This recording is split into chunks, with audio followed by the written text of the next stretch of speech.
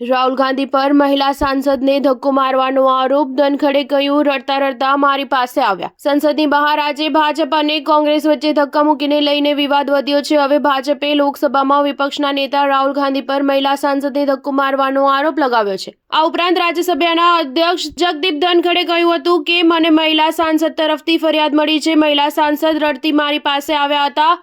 અહેવાલો અનુસાર નાગાલેન્ડના સાંસદ ફાંગનોન કોન્યાકે ધક્કો લાગવાનો આરોપ લગાવ્યો છે। આ મામલે રાજ્યસભાના અધ્યક્ષ જગદીપ ધનખડે જણાવ્યું હતું કે મહિલા સાંસદ રડતા રડતા મારી પાસે આવ્યા હતા। તેમણે મને લેખિત ફરિયાદ કરી છે। તે ભારે આઘાતમાં હતી। નાગાલેન્ડના ભાજપના સાંસદ ફાંગનોન કોન્યાકે જણાવ્યું હતું કે હું રાજ્યસભાના અધ્યક્ષને મળી છું। મેં મારી સુરક્ષાની માંગણી કરી છે। આજે હું બહાર શાંતિપૂર્વક વિરોધ કરી રહી હતી। રાહુલ ગાંધી એકદમ નજીક આવીને ઊભા રહ્યા। હું અસ્વસ્થ બની ગઈ। રાહુલ ગાંધી મારા પર બૂમો પાડવા લાગ્યા। આ રીતે બૂમો પાડવી રાહુલ ગાંધીને સોંપતું નથી। હું ખૂબ જ દુઃખી છું અને મને રક્ષણ જોઈએ છે। આ પહેલા ભાજપ અધ્યક્ષ જેપી નડ્ડાએ જણાવ્યું હતું કે કોંગ્રેસ નેતા રાહુલ ગાંધી અમારા સાંસદો સાથે ધક્કામુક્કી કરી હતી। અમારા બે સાંસદો ઇજાગ્રસ્ત થયા છે। નાગાલેન્ડ ભાજપના મહિલા સાંસદ ફાંગનોન કોન્યાકને રાહુલ ગાંધીએ ધક્કો માર્યો હતો। સંસદમાં ગુરુવારે હોબાળો થતા વાતાવરણ ગરમાયું છે। વિપક્ષના નેતા રાહુલ ગાંધી પર ભાજપના સાંસદ પ્રતાપચંદ્ર સારંગીને ધક્કો મારી પાડી દેવાનો આરોપ લગાવવામાં આવ્યો છે। જો કે રાહુલે સ્પષ્ટતા કરી હતી કે